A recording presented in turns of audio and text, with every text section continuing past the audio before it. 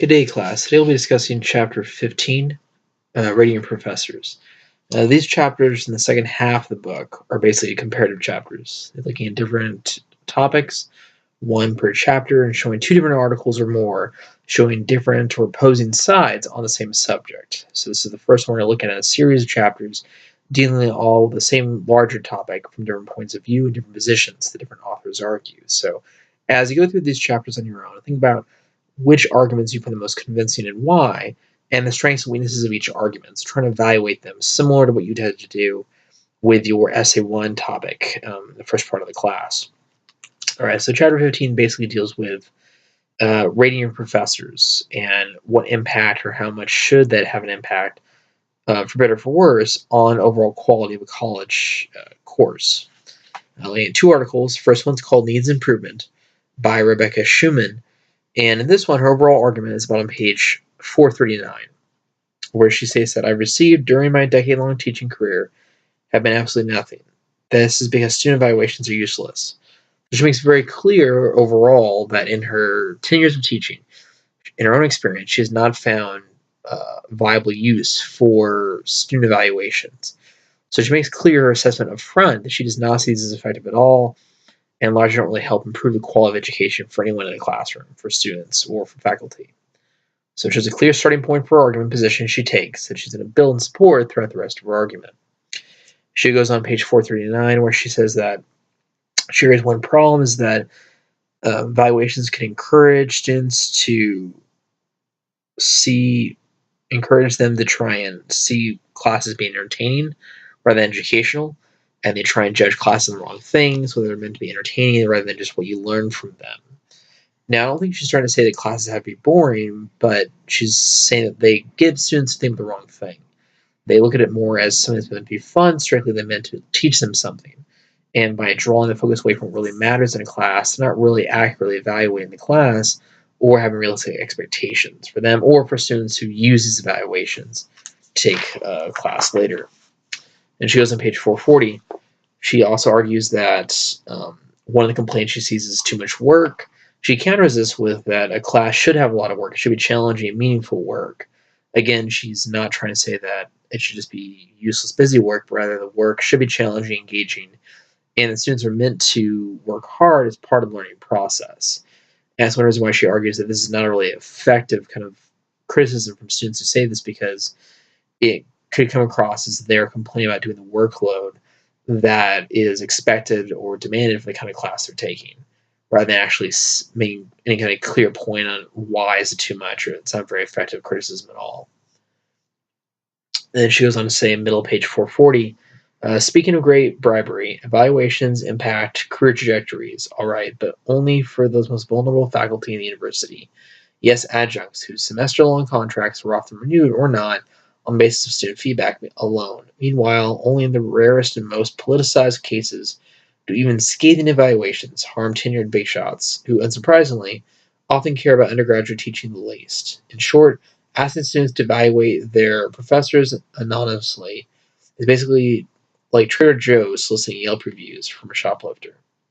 So our point being here is that if university faculty administration put too much stock in student evaluations as a way to measure rehiring a faculty member, especially adjuncts who are part-time employees, then it creates an unfair disadvantage that already is part of the system of education already with adjuncts and part full-timers in terms of job security. And this just adds more insecurity to part-time faculty's ability to keep their jobs and maintain their coursework if these evaluations, which aren't necessarily well thought out or very effective judgments of their ability to do their jobs, are the key factor in if they keep their jobs or not.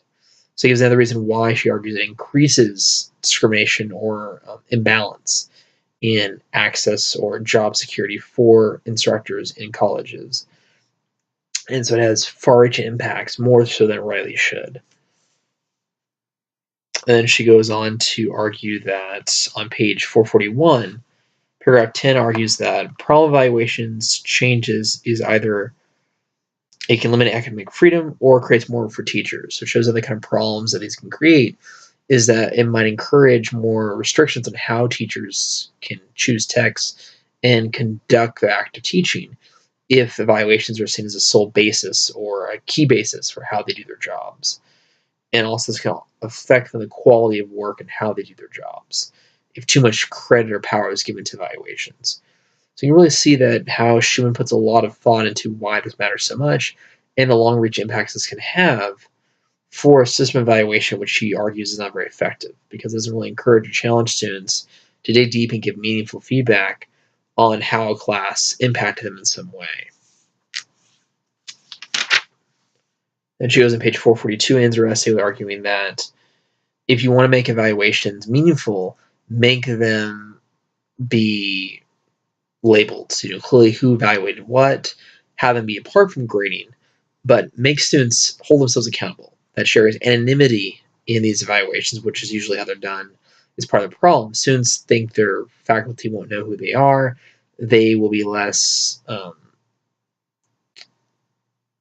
detailed or meaningful in their answers, or be willing to give more honest answers because they don't feel the repercussions. And this kind of makes them be responsible, really kind of challenges them to really think fully about what they're doing, and also allows them to be consulted about their feedback as well if we know who actually made it. And so it's one reason why she argues it gives them a responsibility for their actions if they know they'll be identified by who they are afterwards by their evaluations. And she also adds to this that professors wouldn't see evaluations until after grades are submitted and processed to further avoid any kind of fear repercussions. As one of the things she argues will also help give more honest feedback if students know their feedback won't affect their grades either way, and they can still be honest with who they are, who wrote this. Those two things combined can ensure accurate feedback, help professors make meaningful, positive impacts on improving their classes, and help students contribute to the betterment of their education for themselves and for others in the future. So it kind of shows that she's not against evaluations. Rather, she's challenging, encouraging that if colleges have evaluations conducted, they can do so in a more meaningful way that makes it worth their time, energy for faculty, staff, and anyone else involved in the process. Now, comparatively, the second essay is by Stephen Burt, Why Not Get Rid of Student Evaluations? And this is thesis on page 442, second column, where he says that but they're far from worthless, and now that the end of the school year, the season of student evaluations is upon us, it's worth looking again at what's wrong with them and what's irreplaceably right. So you see, he has much more of a positive view, that he's trying to counter the general, he sees consensus that evaluations aren't effective, and he's trying to argue the opposite, that evaluations are meaningful and they can be used effectively. It really kind of shows his stance of trying to counter this larger points I feel like Schumann make is that these aren't meaningful, and he tries to argue, well, actually they can be, more so than we realize. And he goes on to say on page 443, paragraph 5, where it says that on page, answer requires us to think about power. If you look hard at the structure of academia, you will see a lot of teachers in one way or another lack power. Adjuncts and term hires, a large population and growing, untenured faculty, especially in universities like mine, faculty, even tenured faculty in schools where budget cuts loom, graduate students always and everywhere. You might see evaluations as instruments by which students or administrators exercise power over those vulnerable employees. But if you are a student, especially if you are a student who cares what grades you get or who needs recommendations, then teachers for you, even adjuncts and graduate teacher assistants, hold power. That means you might not tell them their faces, nor over your signature what they did wrong as your teacher. You're not going to tell them, for example, that you never finished Tennyson's In Memoriam, or that as far as you know, no one class finished Red Mars. Both of them are great, by the way, please do finish them. Almost certainly not going to tell your professor that his English class was too easy, that it felt more like a book group than demanding a seminar is supposed to be. All the above examples come from classes I've taught. 2 of them were problems I discovered only through reading evaluations. The more stake your students have in your opinion of them, even when you're done grading the work, the less honest they can be when their name is attached. Some of those students have information you need, even if others are trolls. As Stark and Freisler concluded, students are ideally situated to comment about their experiences of the course, as long as they don't think they're going to lose their job doing it. Conversely, because evaluations remain anonymous, we can take their praise as sincere. If anonymous students' evaluations tell you their recommendations your course to their friends, they aren't just saying so to get an A. So you can see a different point of view Burt has. He argues that students shouldn't have their names on evaluations. They should remain anonymous because it allows them to be more honest. They don't fear being of repercussions because they believe no one's going to know who they really are. And that's the reason why he argues evaluations can be more honest and more actually effective. So there's a very different take on evaluations being anonymous, completely opposite than how Schumer looks at it. He argues they should remain anonymous, they can be more honest that way, and help ensure students feel more empowered, have their voices heard in a meaningful way, and not fear backlash or trying to then suck up to a teacher to get favor in some way because they won't know who they are, so it can't affect them positively or negatively. He goes on page 444. He argues, top of the page says that, as Horace put it, at least 1 out of 2, we believe that Goethe and Marion Moore and Theodorus and Max Weber and W.B. Du Bois are worth the time to your students to learn how to read them, and we like to know whether they came to agree. So it goes into kind of like he wants to know what students actually learn, and the importance of evaluations can really help measure, do students meet the goals of what they're meant to learn in the text. He goes on in his essay to say, on page 444, some examples of the data that evaluations can provide. One of them being that smaller class sizes or classes in general, how does that factor into students' educational success in the course?